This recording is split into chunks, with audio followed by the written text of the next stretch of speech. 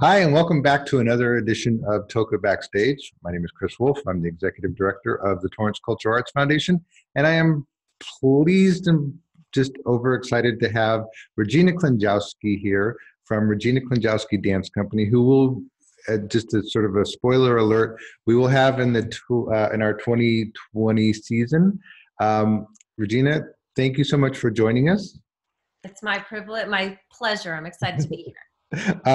So just to confirm, it's the show is called Far From Home. It's Saturday, March 14th, 2020 at 8 p.m. And tickets will be available when they go on sale to the general public at our South Bay Festival of the Arts on June 22nd at the Cultural Arts Center. And just for those of you who are pondering coming to the festival, am I correct in saying that we will have a preview of the show during the festival? Definitely. We're going to do a small excerpt of the performance at the Armstrong Theater for the South Bay Festival of the Arts. Awesome. So, Regina, you and I have talked before in the past, since you are you're well known and in Torrance circles and well respected person in the dance community. What type of dance would people who may not know about dance, could they expect from coming to see this show? Great question. So Far From Home is my newest work, and I, as a choreographer, I guess would describe the genre that I work in as contemporary modern dance. And that genre is, I guess, to describe it as broadly as possible, it's an expressive form of theatrical concert dance that uses the full body movements and gestures to kind of convey abstract themes. And lately in its development, it's as individual as every artist that is creating it. And lately, I think you can see a lot of elements being used in modern dance, like film and text. And that is definitely true of Far From Home. So audiences can expect really beautiful dancing. It's a company of 5 performers, very athletic and expressive movement, but also really rooted in these themes that kind of overarch the entire evening, which is immigration and migration and home. They can expect poetry. They can expect original music, and there will be film documentary work as well that's a part of the show. So there's many different theatrical elements that are coming together, not just contemporary dance. It's really visual, it's very cinematic, and it's really visceral in its reaction. It's very emotional content. So it sounds amazing. And as I have said to you in the past, I don't always understand dance, but I appreciate it. To me, it's kind of like going to a museum with music, because you may not, people react to art differently. Like a framed piece of art, one person can see it and they'll go, oh wow, I see the eternal struggle of whoever, and somebody else will go and see, oh, I see a white canvas and I don't see anything else. But it affects everybody differently. And I think the same can be said true for dance, right? I mean, people Absolutely. Walk away with something different, entirely different, based on the piece that they see. Absolutely. That's the beauty of dance. I think that's what excites me as an audience member in a dance concert, and what I get excited about when I hear audience members react to the work that's on stage. I think the biggest thing to impart is that you can walk into that theater never seeing dance before, or you can be a very experienced dance goer and still get something wonderful, regardless of your level of experience, because there's so many different things to I guess enjoy or experience while you're in there, whether it be the movement of the dancers, or whether it be the music that you're hearing, or the visual display. So, one example that I love of what you just said is there's a piece in this work called Assimilation. So the work is about, I'm sure we'll get to talk about it, but one of the pieces is about assimilating. From me as an artist, I created the opening sequence is a group of dancers rocking back and forth. And one dancer kind of coming out of that to kind of represent coming out of a group, coming out of a unity in a community, trying to stand out and keep your identity. Another audience member saw it recently and said, oh my gosh, that totally made me think of a boat, the boat coming across, bringing immigrants from, another country to America. And he completely got a completely different idea from that same image, but still very connected to what the work was about. And I just love that, because you don't have to know necessarily, for me, you don't have to know necessarily what those movements represent. There's millions of movements in the dance. You don't have to really read it like a book. You can just appreciate it like a feeling or an emotion or a reaction that you have, and you don't have to be experienced to get something from that. Well, and I think, it's so funny because dance as a 20 some odd year arts presenter, dance has always been sort of one of those difficult genres to present, because if you're not the Bolshoi Ballet or Alvin Ailey or Paul Taylor, people don't know what to expect. So if you find a young, vibrant company like yourself and you put them on stage, people may hem and haw and say, well, why do I care? Why do I want to go see that? But again, to me, it's like, if somebody offers you to go see a piece of art, you're going to go to have that experience, not necessarily to see another story. It's because it truly is a personal experience for each theater goer, right? I mean, Yes, absolutely. And dance does something, I think, differently than other art forms, in that it's the human body moving, which we all know. We can all connect to that. We can all understand that. We are all movers. And I think to see another human body moving there's such a direct primal connection that you're not even aware of it, but it touches deeper inside than let's say, reading words or hearing music even, which is also an incredible experience. But there's something about connecting to moving bodies on stage that I think everybody can relate to. So I think, why do you go to dance? I think to feel beauty, to feel inspired by, like I said, this visceral, really, really like vibrant exchange of energy between audience and performer. And Far From Home in particular, it is a story. I mean, it is a piece that would attract people to go, and we are all immigrants, in our hearts. Unless you're American Indian, you were not from here, right? So we all have it in our past, some really close, some really far removed. But this story is, and if we don't relate to that, then we know of somebody. We all have friends. We all have connections to people who are new in this country, or who are dealing with these issues of migration. And so the story itself is also a connection point for many people, to see it in a different way, to see and be provoked, thought-wise, in this material through art, I think is also another reason why somebody would come to this performance, or why they would go to the show. So, yeah. And not to, I don't go political, but just out of curiosity, why this subject matter now? Good question. I have been thinking about this for quite a long time. I'm really rooted into my culture and my history as a Macedonian. I identify first as a Macedonian, but I'm 100% American. And I've always been connected to my roots. Recently, I've been to Macedonia a number of times. And part of that is kind of having parents who are aging and wanting to make sure that they stay connected with their family. Logistically, I'm a piece of that, helping them go there and travel plans. And but I've always wanted to be connected to my family and to know them. And now that I have children, I want them to know where their roots are as well. So and over the last 5 to 6 years, I've become a little bit more entrenched in my roots, and really wanting to discover how my family got here. It wasn't until I became a parent that I realized the sacrifice my parents made. That also happened recently when they moved to Wichita here with me. And I realized kind of what they gave up, leaving not only Macedonia to come to where they landed in Ohio, but from Ohio coming to where we are now, they really had to go through a pretty intense journey that wasn't pleasant. And so once I discovered that, and kind of came to a realization that this was really significant in their lives, I wanted to honor that.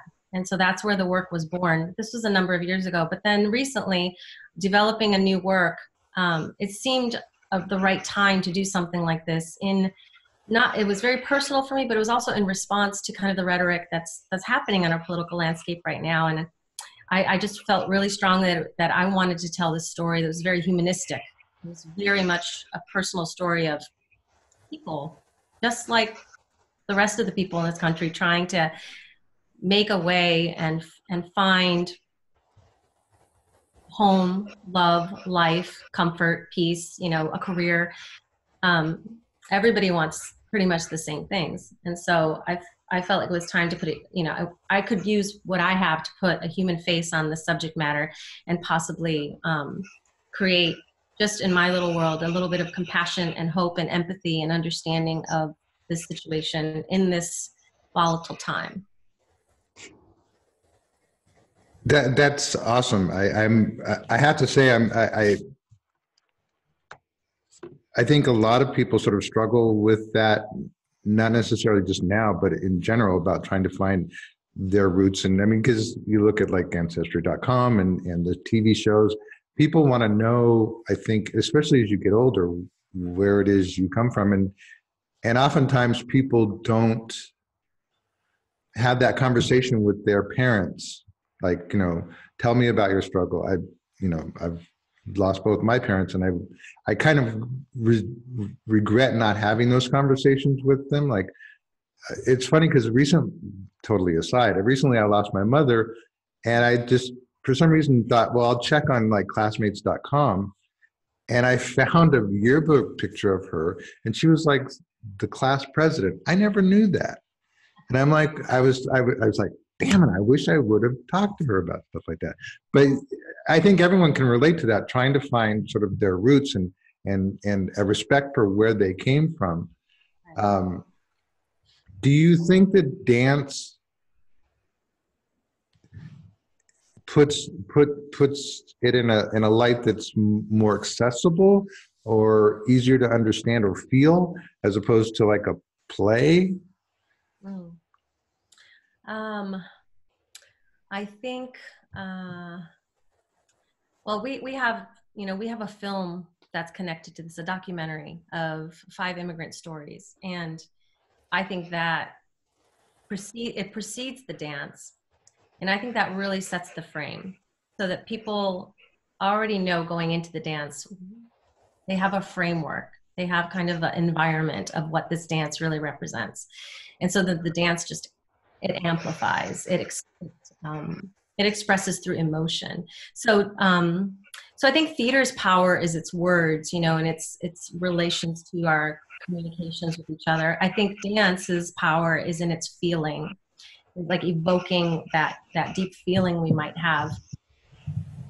Assimilation, again, I'll mention it, is about isolation. So in that piece, I was really trying to evoke what it felt like to be my father, to be so isolated when he first moved here, to be trying to keep his identity, but also fit in, also, change his name in social circles so that people can pronounce it. Like this idea of fitting in, it has a feeling to it. It has a sadness, a loneliness, and isolation. And so that's what the dance is really sharing in a more like visceral, energetic way, an emotional way. And I think that's where its power lies. And I for those people listening or watching, I can't sort of stress enough. It's, again, wanting to present dance to the masses. It's tough because dance sort of has a bad rap, I think, because people will go see, little Susie's dance recital, and they'll be cute, and then that's sort of their introduction to dance, and that's as far as it goes. But if you go to a dance performance and just let yourself go and be sort of taken away by it, the mixture of music and movement and visual can really oftentimes be just sort of a very emotional experience, powerful to the point of just of emotion. But again, there's oftentimes people may go see, bad dance. Not that there is bad dance, but less than professional dance, and walk away thinking, well, then I'm done with dance. How do you get people to I guess let go of their preconception of what dance is? That's hard. I think I do my best to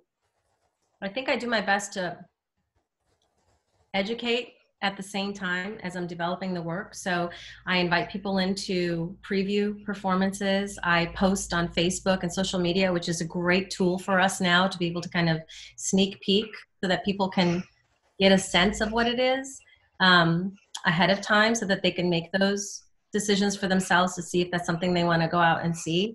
I think sharing and being a little bit more transparent in the process helps people a little bit more to know not only what is dance, but what is this choreographer's or this company's approach? Because right, there's so many different types of dance. I mean, your example could be used for contemporary art too. I could go see a piece of art and go, oh my gosh, I'm never going to go see art again. But most of us don't do that. We if we like art, we're going to go see more art. So if people, like dance, they'll probably go see more dance.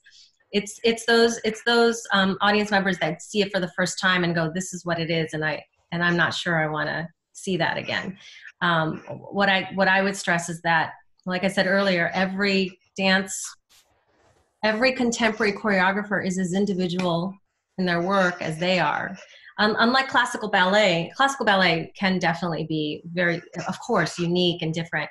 But if you see Swan Lake, you can see many different renditions of it, but you know what to expect when you walk into Swan Lake. You have an idea. Classical ballet is codified, and it's something that most people are familiar with and expect when they walk in the door to expect a certain sets and beautiful costumes and leaps, and turns, 32 fouettes.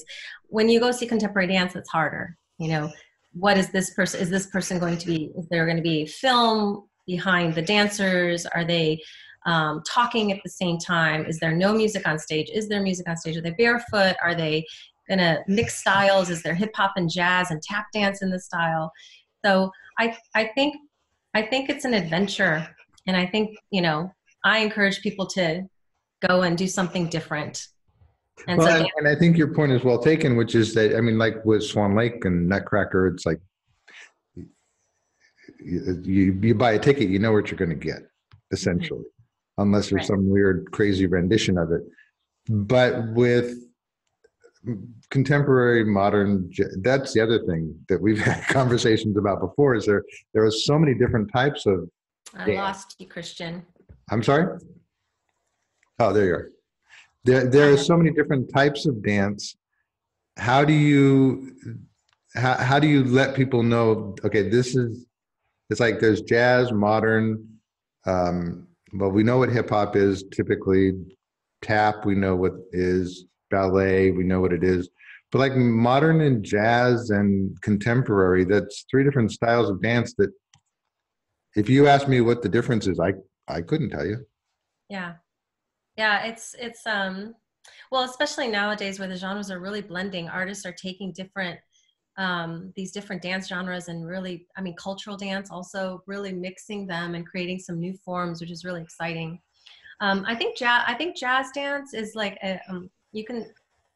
but my understanding of what I've seen as jazz dance and what I've learned as jazz dance, it's set to very specific type of movement or music.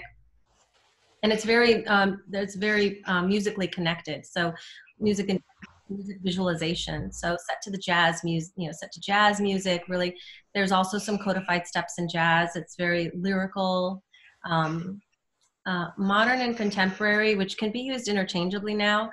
Like I said, is The best way for me to describe my version of it is athletic. It's athletic. There are no, you can almost say like modern dance is the dance form where there's no rules. Artists can do anything. You can use the entire body. You can go upside down, not just jump in the air or stay on the ground the whole time. Use music, no music. So I think modern and contemporary dance is really an art form, a dance form of no rules. A lot of very individual, expressed movement, expressing really individual abstract ideas for entertainment, social justice, education. Like there could be many different purposes to it, the type of work.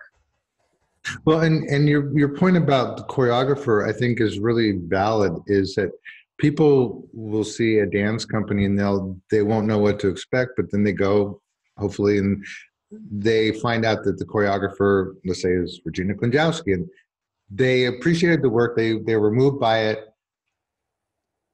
so they now know that this is the work of a choreographer, just like a novelist. If you read, a novel by a specific writer, you're going to start reading that person's, that person's books more often because you can appreciate their work. So I guess that's a long way of getting around to, I urge people to come see this work, to find out about your abilities, your creativity, your talents, and the talents of your dancers, because as I have been privy to before, it's exceptional and oftentimes moving. And I think people, what was the piece you did with the couch that I thought was, I don't remember, it was a while back. The couch, original, I've done a piece called Original Sin. Yeah, that was it. That was good. I like that. That was fun. Okay, so last takeaway, what do you want people who walk away from this performance, what do you want them to take away? It just premiered a weekend ago, so I'm still fresh on the takeaway. I think I made this dance to honor my parents' journey and their story, which is their migration story from Macedonia to America 50 years ago. I think what